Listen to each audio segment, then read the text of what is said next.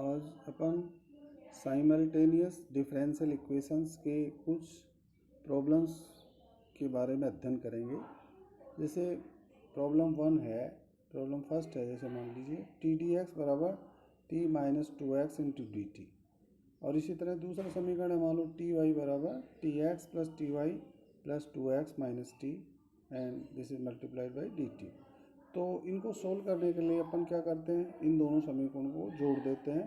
तो t d x plus t d y, अब इधर राइट हैंड साइड में क्या है, t minus 2t into d t, और क्या है t x plus t y plus 2x minus t into d t. इसमें जैसे दोनों इस साइड में राइट हैंड साइड को जोड़ते हैं और डी टी कॉमन लेते हैं, तो टी माइनस 2x और ये क्या है 2x माइनस टी, ये आपस में क्या कैंसिल हो जाएंगे। तो क्या बचेगा अपने पास में t x plus t y into d t, ये बच जाएगा।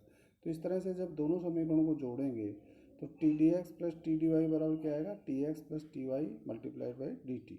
तो अब इसको इस साइड में लेफ्ट हैंड साइड में टी कॉमन लेंगे तो t into d x plus d y बराबर इधर बराबर ये आ जाएगा टी, इधर भी राइट हैंड साइड में टी कॉमन आ जाएगा तो t into x plus y into d t.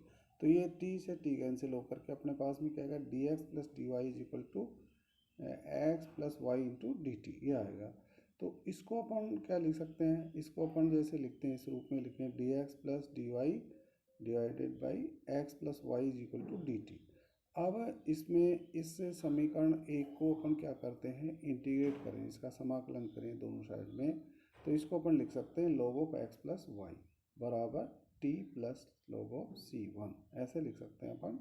तो इसको अपन आगे क्या लिख सकते हैं, इसको अपन जैसे टी को अपन क्या लिखते हैं log ऑफ टी और टू द बेस ई। तो फिर इसका मतलब अपन दोनों साइड में इसका मतलब क्या लिख सकते हैं, इसका मतलब अपन लिख सकते हैं एक्स प्लस वाई बराबर सी वन इंटू ई की पावर टी। तो ये आया अपने पास में। अब इसी तरह से समीकरण एक जो है अपने पास में, एक समीकरण क्या है, टी डी एक्स बराबर t minus 2x into d T है। तो एक तो अपन इसमें क्या करते हैं, इसको ऐसे लिख सकते हैं, इसको मान लीजिए टी से दोनों साइड में गुणा कर दें तो टी स्क्वायर डी एक्स और दिस डी टी को अपन डी टी इधर लेफ्ट हैंड साइड में ले आए तो T square D x upon d t बराबर क्या हो जाएगा, राइट हैंड साइड में टी से गुणा होने से तो क्या होगा T square minus 2x into T. तो अब इसको जैसे इस माइनस 2x इंटू टी को भी लेफ्ट हैंड साइड में ले आए तो अपने पास में आया T square D x upon d T plus 2x T बराबर टी स्क्वायर। अब ये जो लेफ्ट हैंड साइड में आ रहा है T square D x upon d T plus 2x into T, इसको अपन ऐसे लिख दें, मान लो इसको अपन लिख सकते हैं D D T of T square into x, क्योंकि इसका तो क्या होता है टी स्क्वायर का तो difference with respect to t क्या होगा 2t होगा, और इसको एज इट इज रख दिया प्लस टी स्क्वायर को एज इट इज रख के एक्स का क्या आएगा d x upon d T आएगा। तो इस तरह से जो लेफ्ट हैंड साइड में अपने पास में है T square D x upon d T plus 2x into T, इसको अपन लिख सकते हैं D D T of T square into x बराबर टी स्क्वायर। अब अपन क्या करते हैं, इस समीकरण 3 का क्या कर लेते हैं, इंटीग्रेशन करते हैं। तो इंटीग्रेशन करने से क्या आएगा, टी स्क्वायर इंटू एक्स बराबर इधर टी स्क्वायर का इंटीग्रेशन क्या होगा t cube by 3 plus some constant c. तो इस तरह से अपने पास में ये एक्स का वैल्यू आ गया, यहाँ पे एक्स बराबर लिख सकते हैं टी स्क्वायर से भाग दे दिया जाए तो t by 3 plus t c two upon t square, ऊपर जाके क्या हो गया टी की पावर माइनस 2। तो इस तरह से अपने पास में आ गया x बराबर t by 3 plus c two into t की पावर माइनस 2, ये समीकरण आ गया। तो इस तरह से अब ये x का वैल्यू जो आया, x बराबर ये इन टर्म्स ऑफ t वैल्यू आया, ये समीकरण 2 में रख देते हैं। जैसे मान लो अपने पास समीकरण क्या है, x प्लस वाई बराबर क्या है सी वन इंटू ई की पावर टी। तो इसमें अपन x का मान रखेंगे, जैसे x तो y, अब यहाँ से y बराबर क्या आ रहा है, y बराबर क्या आ रहा है, यहाँ से y बराबर क्या आ रहा है सी वन ई की पावर टी माइनस एक्स, ये आ रहा है। और x का मान क्या है, x का मान अपन ने यहाँ से रख दिया t by 3 plus c two into t की पावर माइनस 2, ये रख दिया। तो इसलिए y बराबर क्या आ गया, y बराबर आ गया सी वन ई की power t minus t by 3 minus C two t की पावर माइनस 2। तो ये समीकरण एक ही हो गया। तो इस तरह से x की value in terms of t निकाली अपन ने, एक तो x की value in terms of t निकाल दी, x बराबर t by 3 plus c two into t की पावर माइनस 2, और इसी तरह y की value in terms of t निकाले तो y बराबर क्या है सी वन ई की power t minus t by 3 minus C two t की पावर माइनस 2।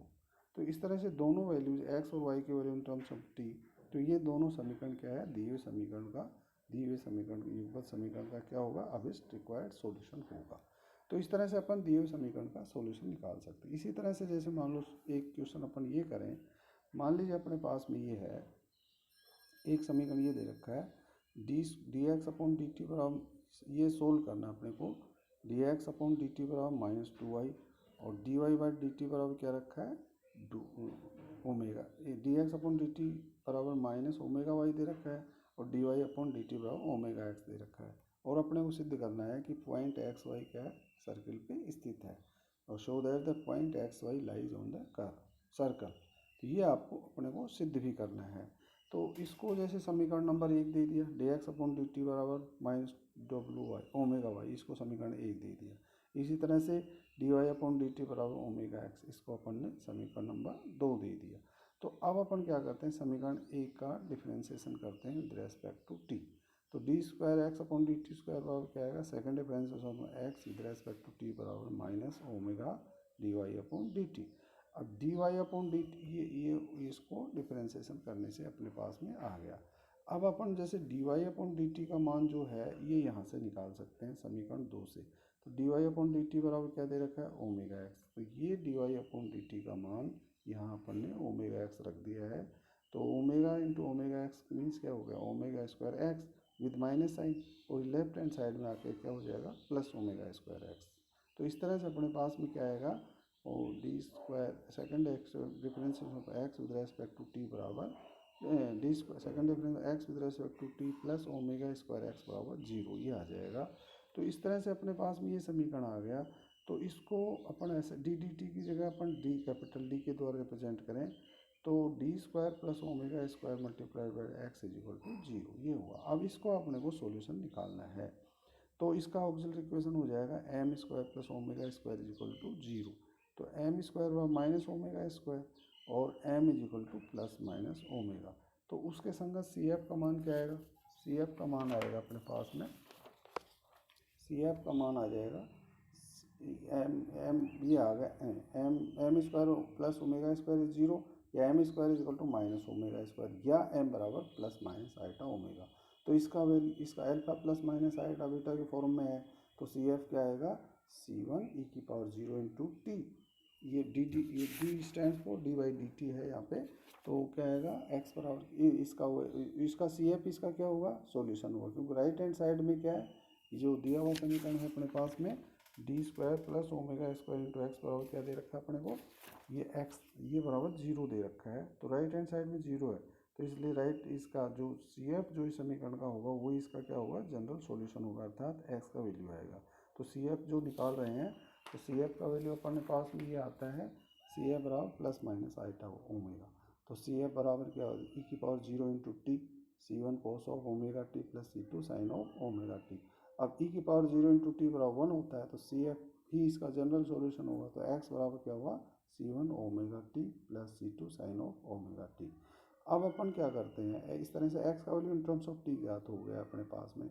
अब इसी तरह से इसका जैसे अपन मान लो इसका डिफ्रेंसिएशन कर, इसी तरह वाई का वैल्यू भी अपन इन टर्म्स ऑफ टी निकालेंगे। तो इसको निकालने के लिए अपन क्या करते हैं, इसका डिफ्रेंसिएशन किया, D x upon d t बराबर क्या आएगा, जैसे कोस ऑफ ओमेगा टी बराबर क्या होता है, इसका difference minus sine omega T multiplied by omega plus. अब इसी तरह से जैसे ये है अपने पास में साइन ओमेगा टी का जैसे डिफ्रेंसिएशन करें, साइन ओमेगा टी का क्या आएगा, omega into cos of omega T. तो इस तरह से समीकरण 4 का अपन डिफ्रेंसिएशन दोनों साइड में करेंगे।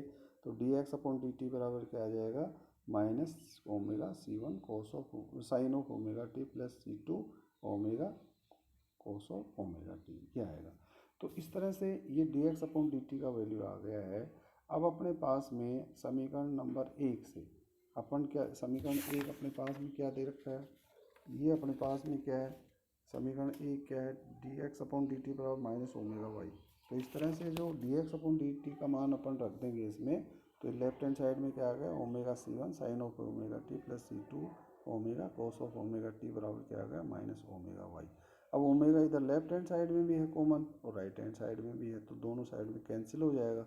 तो वाई का मान क्या आएगा, C1 cos of sine C1 Y बराबर आएगा C1 sine of omega t plus minus C2 और cos ऑफ ओमेगा टी। तो इस तरह से x का value in terms of T और इस तरह y का value in terms of T. अब इन दोनों का होल स्क्वायर करके अपन जोड़ देते हैं, इनका वर्क करके जोड़ देते हैं। तो x square plus y square बराबर क्या आएगा, C1 cos of omega t plus C2 sine of omega t का whole square plus C1 sine of omega t minus C2 cos of omega t का होल स्क्वायर। अब इसको अपन ये सूत्र अपन apply करें, जैसे a प्लस बी का whole square और a square plus b square plus 2ab वाला, और इसी तरह a माइनस बी का होल स्क्वायर और क्या लिख सकते हैं, a square minus 2ab plus b square.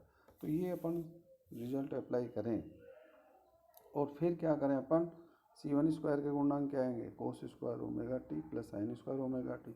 इसी तरह C2 स्क्वायर के क्या आएंगे गुणनांक को, sine square omega t plus cos square omega T.